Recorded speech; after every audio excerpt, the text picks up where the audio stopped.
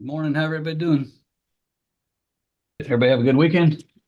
Yes, sir. And you? You're the only one that's had a good weekend.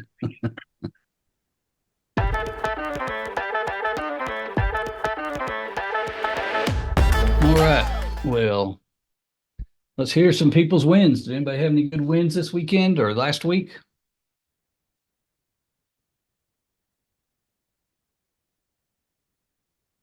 I actually had quite a few showings over the weekend and submitted an offer, got one under contract, and got a listing.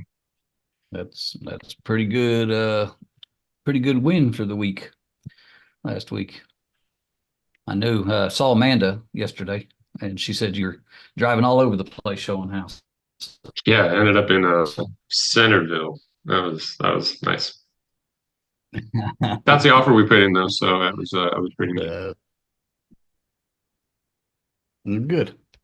Did that one get accepted or are you waiting on that one? According to the conversation with the agent, it looked like we were fine. So I'm waiting. Should hear by 3 p.m. today. I was hoping to hear this morning, so I'm going to say yes. So Yeah. yes. Great. Where's your listing and what is it? It's a investment property in Manchester there.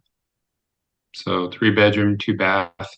We actually had one showing on it already, and the people said that they were thinking about submitting an offer. So Good. we'll see. Hopefully it'll go quick.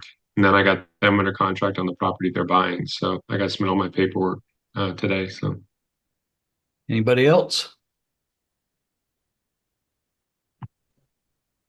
I got my listing agreement signed last night, so that's a win for Okay. me. It's When my will best, you highest one when, as of the date. when will you go live, Angie? This Friday. Oh, okay. Are you Yeah. going to be doing open house this weekend? Yeah, we're gonna do one Saturday. Um, we kind of both forgot that Sunday was Mother's Day. So Oh, we were oh gonna yeah. do one Saturday and Sunday, but now we're just gonna do one Saturday and then if needed the following weekend as well. Saturday Okay. and Sunday the next weekend. Yeah. Well, good. Well, best of luck. I've got one similar in that area. Well, it's in Mount Juliet, 5 acres. Okay. Five Oh, acres. is So it? I'll be Oh, interested to wow. see how yours. You'll hopefully you'll be under contract before I go live. I think I'm 3 weeks away. But Okay. So it's 5 acres please. also. Yes. Okay. Yes. Wow. Well, that's awesome. Yeah. Anybody else? Well, we've seen a lot of activity. I just got off the phone with somebody that's got a home, a new construction home for sale in Manchester, and uh, not listed with any of our agents, but they were telling me their activity had been real slow. Uh, but it was interesting to hear how it was being put out and how the communication was. Um, and of course, had to tread lightly because it's with somebody else. But guys, I'm telling you, communication is so huge. Uh, when I have somebody else call me on what should happen and it's not happening, we talk about that all the time, and that's not what the subject is today. But you people that have listings and even the buyers, but listings especially when you have them and you're live, you've got to communicate with your seller. If they don't know what you're doing behind the scenes, they think you're doing nothing.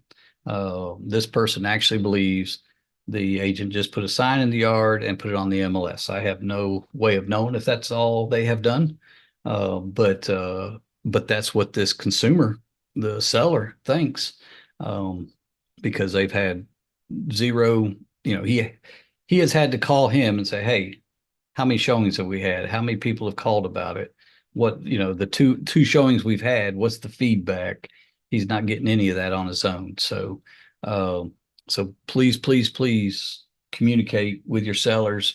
It will definitely make it easier when you have to have that conversation. And if you have to have that conversation about price change and reduction, when you go to those people and say, well, we've had this many showings and the consecutive feedback is this, then that conversation becomes a whole lot easier. So I hope you'll do that and remember to do that.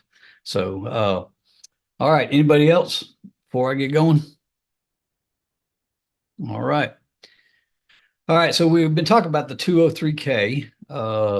It can be a complicated loan. And that's why a lot of times you do not see a lot of people do them. A lot of brokerages, mortgage brokerages don't even offer them. And what you see on your screen is the investor that actually offers them to us. And I got Alec here today. He's going to go over some of those guidelines and explain some of those things that we're looking for.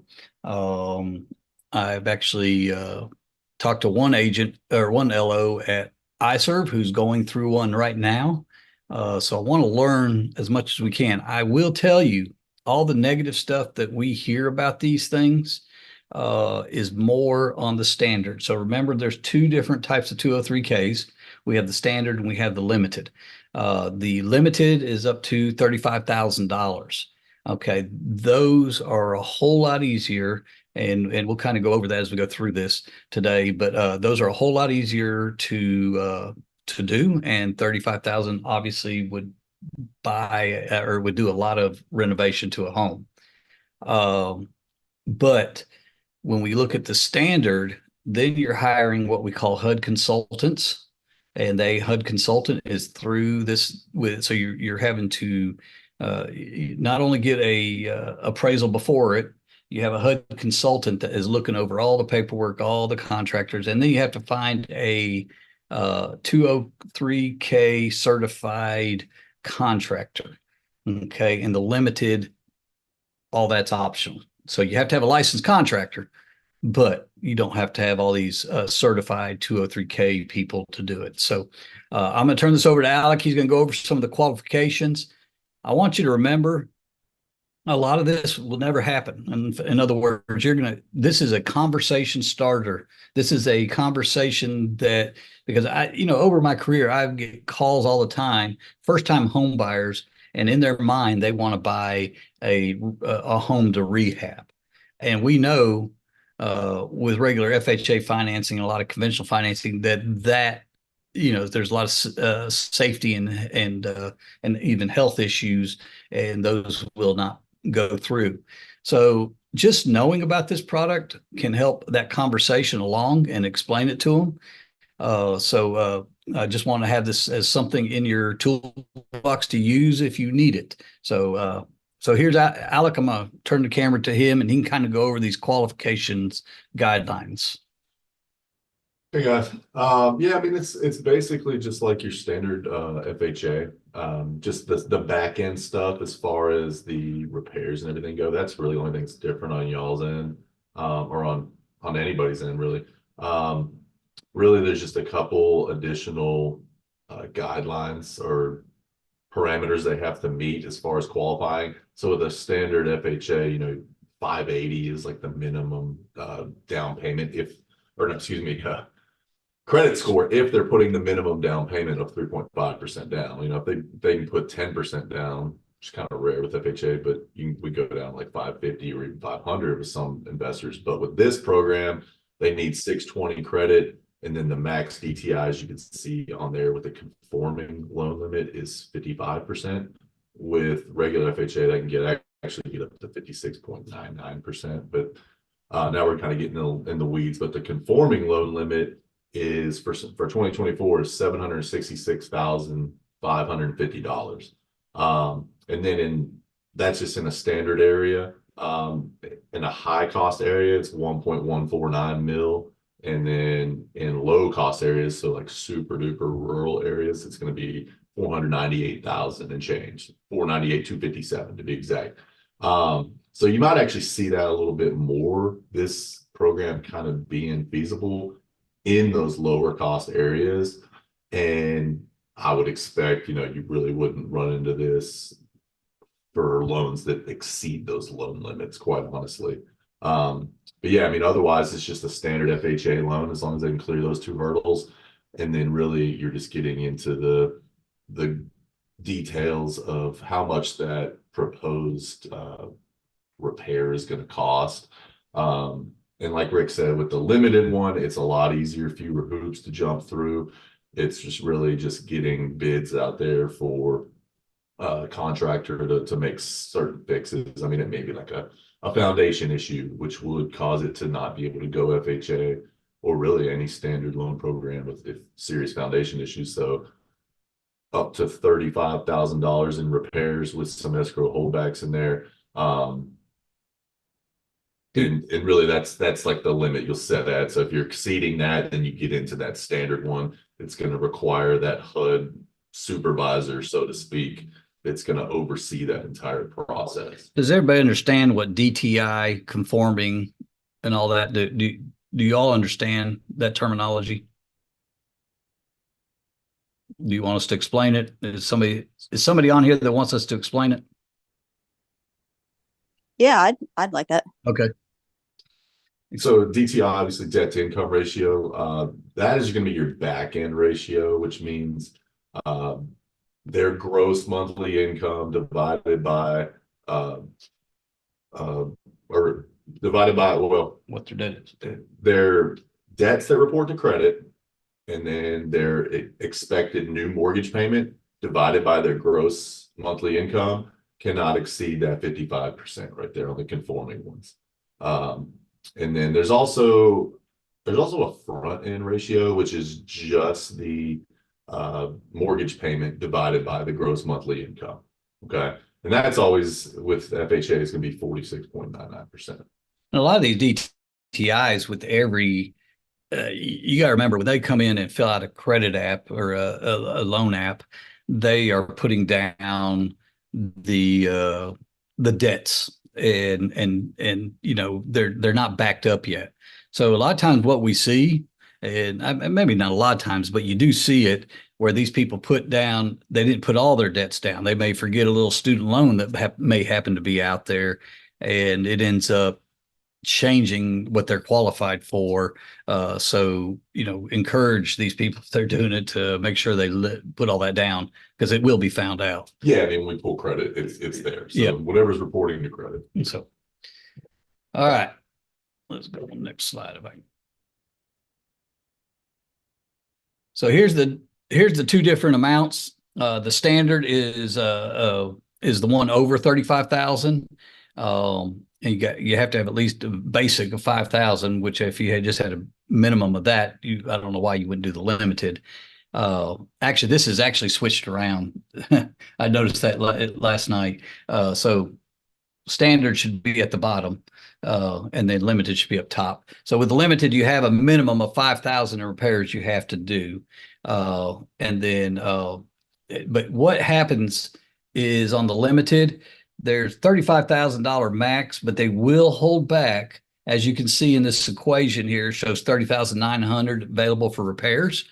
But what they do is that goes into escrow, and that is there for any overages that may happen during a renovation, which if you've ever done a renovation, there's a good chance you're going to have an overage, or you'll miscalculate something. So that's why that's put there. Now, what happens is if you only spend that 39,900, that money does not come back to them. That goes to pay down the principal amount on the loan. So if you have to use it, it's there to a maximum of 35,000. But if you don't have to use it, it goes to pay the principal.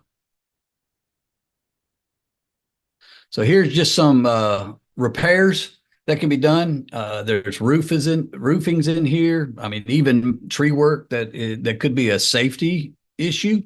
They got landscaping in here, but I think I've read a lot of this that it has to be major landscape work, site improvement, things like that. They cannot do luxury items. So no swimming pools, no outdoor kitchens, things like that.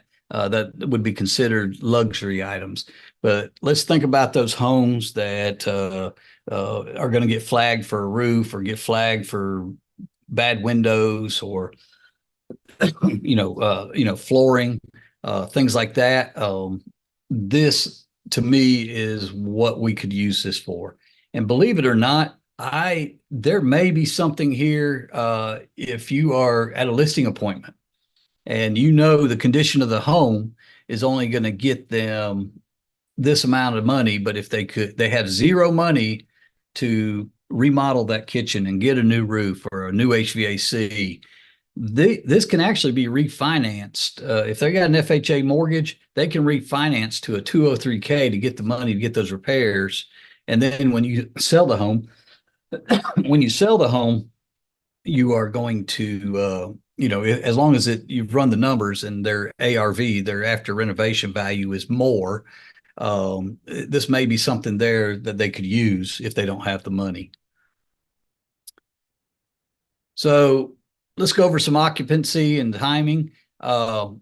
So with the standard, you have to start in 30 days after closing. With the limited, 15 days.